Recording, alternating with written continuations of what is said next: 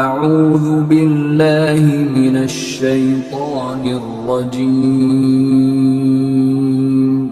بسم الله الرحمن الرحيم۔ حضرت امام علی مقام امام حسین رضی اللہ تعالیٰ عنہ کریم آقا علیہ الصلوۃ والسلام کے مشابہ تھے۔ مولا علی کرم اللہ وجہہ الکریم فرماتے ہیں کہ جس شخص کا دل چاہے کہ کریم آقا علیہ الصلوۃ والسلام کی دیکھے سینے سے لے کر چہرے تک، وہ حسن کو دیکھ لے، کیونکہ حسن کریم آقا علیہ الصلوۃ والسلام کے مشابہ ہیں سینے سے لے کر اوپر والے حصے۔ اور جو شخص دوسرے حصے کی زیارت کرنا چاہے تو وہ حسین کو دیکھے، کیونکہ میرا حسین حضور علیہ الصلوۃ والسلام کے سینے سے لے کر نیچے تک کیا ہے، حضور کے مشابہ ہے۔ اور یہ نبی کریم علیہ الصلوۃ والسلام کے مشابہ تھے۔ حسن بھی مشابہ تھے اور حسین بھی کیا تھے، میرے کریم آقا علیہ الصلوۃ والسلام کے مشابہ تھے، اور حضور بڑی محبت کرتے تھے۔ ایک دن یہ ہوا کہ میرے کریم آقا علیہ الصلوۃ والسلام نے حضور کے ایک فرزند تھے حضرت ابراہیم رضی اللہ تعالیٰ عنہ، اور امام حسین رضی اللہ تعالیٰ عنہ حضور کے نواسے تھے۔ میرے کریم آقا علیہ الصلوۃ والسلام نے ایک ران پر حضرت ابراہیم کو بٹھایا ہوا، اور دوسری ران پر میرے کریم آقا علیہ الصلوۃ والسلام نے حضرت حسین رضی اللہ تعالیٰ عنہ کو بٹھایا ہوا تھا۔ ان دونوں کو بٹھایا ہوا، اور میرے کریم آقا علیہ الصلوۃ والسلام کبھی ابراہیم کو بوسہ دیتے ہیں، کبھی حسین کو بوسہ دیتے ہیں، کبھی ابراہیم کو چومتے ہیں، کبھی حسین کو چومتے ہیں۔ میرے آقا بھی پیار فرما ہی رہے ہیں دونوں سے، اپنے بیٹے سے اور اپنے نواسے سے۔ اتنے میں جبریل آتے ہیں، اور جبریل آ کر عرض کرتے ہیں کہ اللہ کے محبوب، اللہ تبارک و تعالیٰ کی طرف سے پیغام ہے کہ اللہ تبارک و تعالیٰ فرماتے ہیں کہ ایک کو اللہ عز و جل نے اپنے پاس بلانا ہے۔ آپ دونوں سے پیار کر رہے ہیں نا، اللہ تبارک و تعالیٰ نے ایک کو اپنے پاس بلانا ہے۔ میرے آقا نے فرمایا جبریل کس کو پھر بلوانا ہے؟ میرے بیٹے کو بلانا ہے، حسین کو بلوانا ہے، یعنی ایک کا انتقال ہو جائے گا، ایک کا وصال ہو جائے گا۔ حضرت جبریل عرض کرتے ہیں کہ اللہ کے نبی علیہ الصلوۃ والسلام، اللہ تبارک و تعالیٰ نے یہ اختیار آپ کو دے دیا ہے کہ اگر آپ چاہیں تو اپنے بیٹے کو اپنے پاس رکھ لیں، حسین کو اللہ کے پاس بھیج دیں، اگر چاہیں تو حسین کو اپنے پاس رکھ لیں اور اپنے بیٹے ابراہیم کو اللہ تبارک و تعالیٰ کی بارگاہ میں حاضری کے لیے بھیج دیں۔ میرے آقا علیہ السلام نے تھوڑا توقف کیا، خاموش ہوئے، سوچا کہ اگر میں حسین کو بھیج دوں تو مجھے بھی تکلیف ہوگی، علی کو بھی تکلیف ہوگی، اور میری بیٹی فاطمہ کو بھی تکلیف ہوگی۔ میں ایسا کرتا ہوں کہ اپنے بیٹے کی قربانی دیتا ہوں، اس کی تکلیف صرف مجھے ہوگی اور کسی کو نہیں ہوگی۔ میرے آقا نے فرمایا کہ جبریل اللہ کی بارگاہ میں جا کر میری عرض کرنا کہ مالک میرے بیٹے کو واپس بلا لے، لیکن میرے نواسے کو واپس نہ لے، میرا نواسا میرے پاس ہی رہے، کیونکہ میرے نواسا اگر آیا تو فاطمہ کو بھی تکلیف ہوگی، علی کو بھی ہوگی، اور مجھے بھی تکلیف ہوگی۔ اگر میرا بیٹا ابراہیم جاتا ہے تو فقط مجھے تکلیف ہوگی۔ 3 دن گزرے، حضرت ابراہیم رضی اللہ تعالیٰ عنہ حضور کے صاحبزادے کا انتقال ہو گیا، وصال ہو گیا۔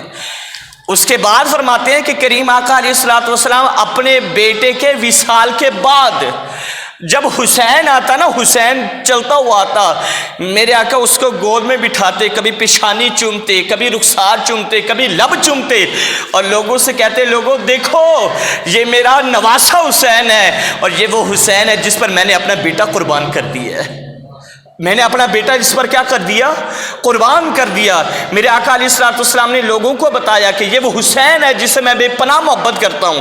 میرے آقا یہ فرماتے بھی، اور کبھی رخساروں کو بوسہ دیتے، کبھی ہونٹوں کو بوسہ دیتے، کبھی آنکھوں کو بوسہ دیتے، کبھی پیشانی۔ اور حسین کی کتنی شان ہوگی، ہر صحابی یہ کہتا رہا کہ یا رسول اللہ میرے ماں باپ آپ پر قربان، میرے ماں باپ آپ پر قربان۔ صدیق اکبر کا کیا جملہ، یا رسول اللہ میرے ماں باپ آپ کا قربان۔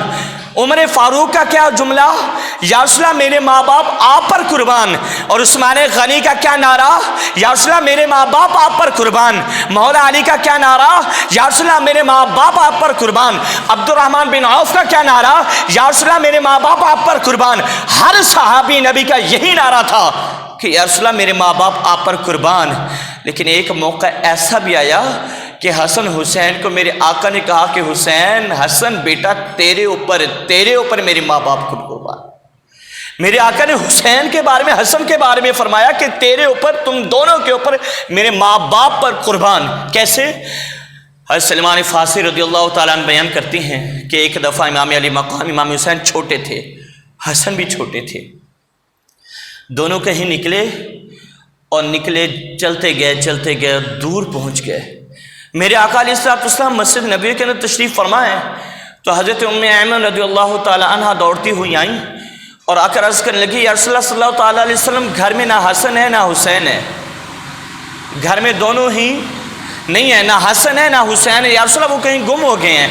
میرے آقا علیہ السلام نے اسی وقت تشریف فرما تھے تو کھڑے ہو گئے میرے آقا، اور میرے آقا نے ایک ایک صحابی کو حکم دیا کہ جاؤ تم بھی جاؤ ڈھونڈنے کے لیے، تم بھی جاؤ ڈھونڈنے کے لیے، ساروں کو حکم دے دیا۔ اب سارے حسن کو بھی ڈھونڈ رہے ہیں، حسین کو، حسنین کریمین کو ڈھونڈ رہے ہیں۔ سلمان فارسی فرماتی ہیں کہ میں کریم آقا علیہ السلام کے ساتھ چلا گیا، کوئی ادھر گیا دائیں جانب، کوئی بائیں جانب، اور میں کس کے ساتھ گیا؟ میں نبی کریم علیہ السلام کے ساتھ چلا گیا امام حسن اور امام حسین رضی اللہ تعالیٰ عنہما کو ڈھونڈنے کے لیے۔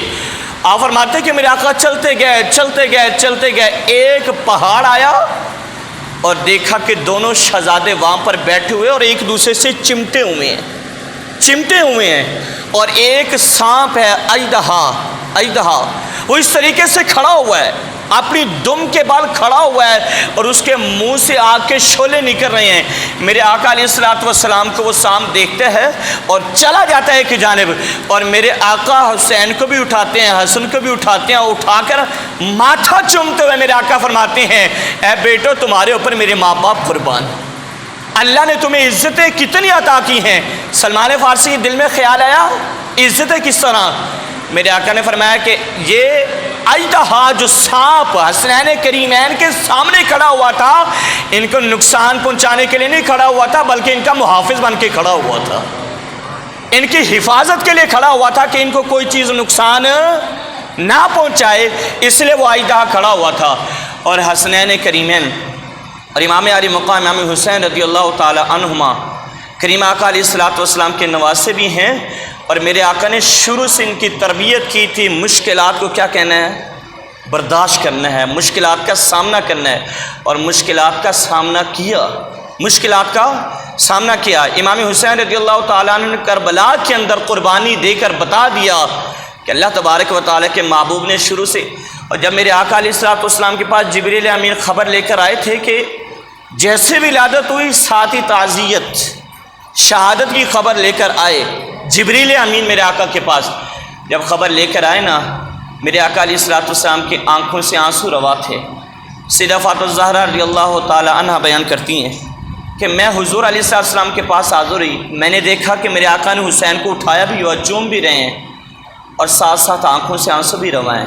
میں نے عرض کی یا رسول اللہ صلی اللہ علیہ وسلم، ابا جان آج تو خوشی کا دن ہے، اللہ نے مجھے بیٹا عطا کیا ہے اور آپ کو خوش ہونا چاہیے، اگر یہ آنسو خوشی کے ہیں تو ٹھیک، اگر یہ آنسو غم کے ہیں تو مجھے بتائیں کہ غم کس بات کا۔ میرے آقا نے فرمایا کہ اے میری بیٹی فاطمہ، اب یہ بھی جبریل نے مجھے آ کر یہ خبر دی ہے کہ میرے اس نواسے کو کربلا کے اندر پیاسا شہید کر دیا جائے گا، کرب و بلا کے اندر کیا کر دے؟ پیاسا۔ اور پھر میرے آقا علیہ السلام کو یہ پتہ چلا تو میرے آقا نے کیا دعا کی؟ اے اللہ میرے حسین کو استقامت عطا کرنا۔ یہ نہیں فرمایا، یہ نہیں دعا کی کہ میرے رب حسین سے اس امتحان کو دور کر لے، اس آزمائش کو ختم کرتے، اس ابتلا میں میرے حسین کو مبتلا نہ فرما، یہ نہیں فرمایا، بلکہ میرے آقا نے اللہ کی بارگاہ میں یہی دعا کی، اے مالک اگر تیری رضا اسی کے اندر ہے تو تیرا محبوب بھی اسی کے اندر راضی ہے۔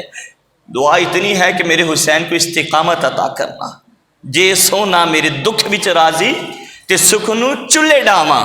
یہ میرے آقا علیہ السلام، میرے آقا نے یہ دعا نہیں کی۔ پھر میرے آقا علیہ السلام نے تربیت کرتے رہے، تربیت، لیکن حسین کی، مولا حسین رضی اللہ تعالیٰ عنہ کی تکلیف دیکھی جاتی نہیں تھی۔ ایک دفعہ ایسا ہوا کہ امام علی مقام امام حسین رضی اللہ تعالیٰ عنہ، آپ بچپن ہیں اور آپ رو رہے ہیں، اور میرے آقا مسجد کے اندر ہیں، ساتھ ہی حجرہ ہے، دستک دی اور پوچھا اے بیٹی فاطمہ حسین کیوں رو رہا ہے؟ ابا جان بچے ہیں، روتے ہی ہیں، بچے روتے ہی رہتے ہیں۔ میرے آقا نے فرمایا کہ اے فاطمہ حسین کو رونے نہ دیا کرو۔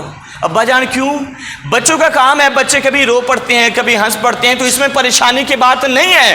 میرے آقا نے فرمایا بات یہ ہے میری بیٹی فاطمہ کہ جب حسین روتا ہے تو مجھے محمد کو دکھ ہوتا ہے، مجھے تکلیف ہوتی ہے، اس لیے کبھی حسین کو رونے نہ دینا۔